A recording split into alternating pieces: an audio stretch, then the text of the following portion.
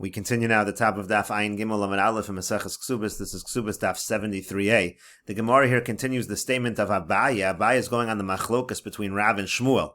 The case over here is, let's say a person has a kiddushin with a woman, and there's a tanai, but then at the time that he actually marries the woman, when there's actually the act of bia, so at that time he just does it stam, and he doesn't actually make the tanai. So Rav over there says that the marriage is going to be considered a good marriage, and we can ignore the fact that there was a condition at the time of the Kiddushin, and Shmuel says the marriage is not a good marriage because of the condition was not fulfilled. And so Abaye now says, Lo tema, do not say, Taima de Rav, that the reason of Rav is, Kevan shekonsa stam, that since he married her stam, meaning you'll say since the Kiddushin was with a Tanai, but at the actual time of the marriage it was done stam without a Tanai. So achule achle l'Tanai, so it must be that he's saying that he's forgiving the Tanai, he's saying forget about the Tanai. That is not the reason of Rav. Rather, Abaye says, Ella rather, Taima de Rav, the reason of Rav is, Lefisha ein odam osa be'ilaso be'ilasnos, because a person is not going to have the act of bia be a bia of znus. In other words, it means to say, if you're going to say over here that the Tanai is effective and the marriage is not going to take effect, so then the bia is going to be a bia znus. So therefore, what he's really doing is he's saying this bia should be an act of kiddushin. Rashi over here says, Lo tema kasava Rav achule l'tanayu ksuba boy l'mesav lo. Don't say that he's forgiven the Tanai over here, and now he has to actually give her the ksuba because the Tanai is irrelevant in Megorsha if he divorces her. Ela taima de Rav l'inyan get, but rather the reason of Rav is, de kasavar ein adam osa bilaso bilas nus. A person is not going to have an act of relations, and it's going to be an act of relations of nus, and therefore, uboa l'shem kiddushin, therefore the bia itself, even though there was a kiddushin before, now the act of bia is going to be the kiddushin. V'afilu yimtza lenedarim, and it's going to be an act of kiddushin, even if it turns out that there are nedarim upon her and the condition is not fulfilled properly. Avol inyan mamona, but Rashi says when it comes to the situation of mamonis, when it comes to the monetary obligation, the ksuba, betanoi koi, the condition is still in effect. Shem yimtza lenedarim, that if it turns out she doesn't fulfill the tanai because there are oaths upon her, teitze below ksuba, so she actually will go out from the marriage without receiving the ksuba. That's what Abaye means to say that the reason of Rav is ein adam osa biloso beilaznos. But to that, the Gemara says, 1 second, if that's the machlokas over here between Rav and Shmuel, didn't they already argue about this one time? The Itzmar, because we have the following machlokas amuroim between Rav and Shmuel. Ketana shalomiyano, let's say you have a situation of a girl who is a minor, and she is married, and she doesn't do miyan, she doesn't refuse the marriage. This is talking about a situation of a derabanan marriage. Vehigdila, and then she becomes an adult. So amda v'nisas, and then what happens is she goes and she gets up, and she marries somebody else. So Rav Amar Rav says, Ein sricha get misheni. She does not need a get from this second husband, because really she's now married to the first husband. In other words, Rav is saying, Ein adam osa bilaso bilas nos, at the time that she became an adult, that itself became a doraisa marriage. She's married to the first husband, and therefore the second husband, the second marriage is nothing.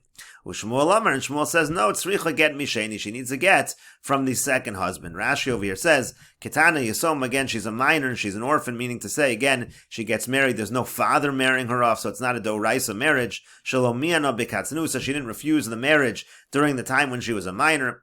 Ve'egdila, and then she becomes an adult, uboala, and he has relations with her. Ve'achakach miyano v'amda v'nisas. Now, after she's an adult, she does miyan, she refuses it, and she goes ahead and she gets married. So ein sricha get misheni. Rav says she doesn't need to get from the second one. Because once she was an adult, that act of bia was l'shem kiddushin. That's the same idea. Ein adamosa bilaso bilasnos. Because the person realizes that the kiddushin at the time she was a katana was nothing, and so therefore there was a kiddushin.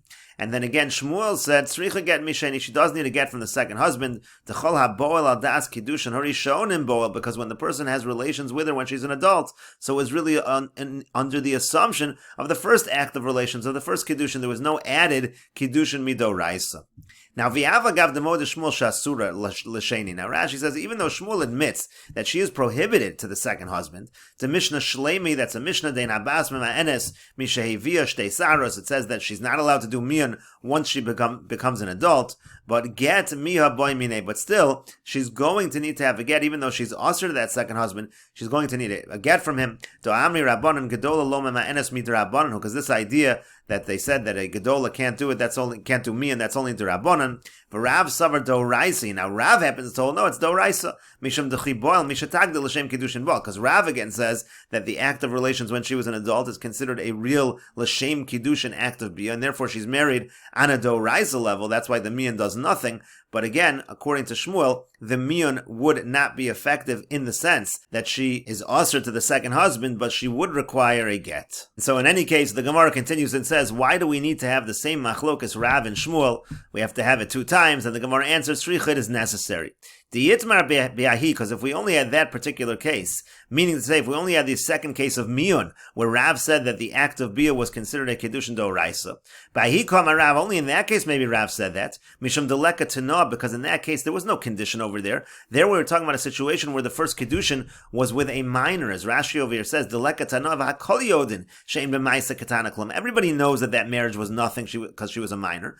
V'gamar obal l'shem Kiddushin, certainly what's happening over there is the act of Bia is going to be for Kiddushin, that is obvious. But in this case, the Ikatana, where it's a situation of a condition, maybe he would admit to Shmuel, maybe Rav would admit that in that situation, so the act of Bia is not necessarily going to be a new Kiddushin. As Rashi says, the Ikatana, where a case where there's a condition, he thinks that she'll fulfill the Tanai properly. He'll think that the original Kiddushin is going to work. He's not thinking that the act of Bia should be Kiddushin. He thinks the first Kiddushin is effective because he thinks she'll fulfill the condition. Again, he doesn't want to marry a woman who has these oaths upon her. So therefore, again, Rav might make a distinction between a case where there's no Tanai and a case where there is a Tanai. So again, in a situation, Dika Tanai, where there's a condition, maybe he would admit to Shmuel.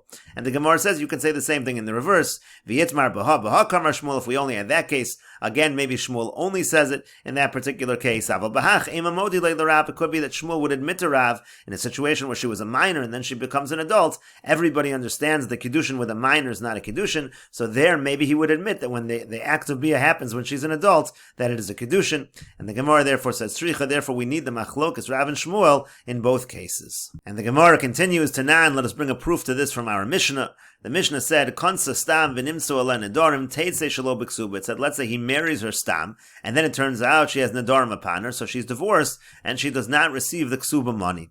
And the Gemara understands, ksuba hu delo boy, hagita boy. So the ksuba, you don't have to pay her the ksuba money, but she does require a get, meaning to say, even though there are nedarim aleha, apparently the marriage is good. And my love, isn't the Mishnah talking about our case? Kid sha'al tanai v'kin sastam. The cases where the kiddushin was done, and there was a condition that she has no nedarim upon her, but then at the time of the marriage it was done stam, and therefore the Mishnah is saying that the kiddushin actually is effective. It seems to be like Rav to Yufta de Shmuel. This would seem to be a refutation of Shmuel. As Rashi over here says, my love kidsha v'seifa de reisha v'seifa reisha koi, meaning the end of the Mishnah is going on the earlier part of the Mishnah. V'kamar ksuba hu de lo boy de l'inyan memona lo achel tanai. He's saying when it comes to the ksuba, so when it comes to monetary issues, the tanai is still in effect.